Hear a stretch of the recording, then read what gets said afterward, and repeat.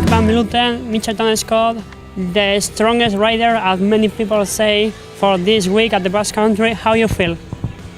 Yeah, I look forward to race here. I always love to race in the Basque Country because the people are so nice, and I think also they change the course every year, so that makes it exciting to come back every year. And it's nice also to race a little bit without the pressure I will have in the Giro d'Italia. So I can race here a bit with my heart and with my strong team. This year, without TT for a strong rider at the mountain, how you feel this stage with a lot of mountains, hard mountain? Yeah, I also like the mountains. So I like the time trial, but also like the mountains. So it's also nice to have not the stress of a time trial. For sure, I would love to show my rainbow stripes here, but I think the uphill finish is also very challenging, and lots of interesting stages to go.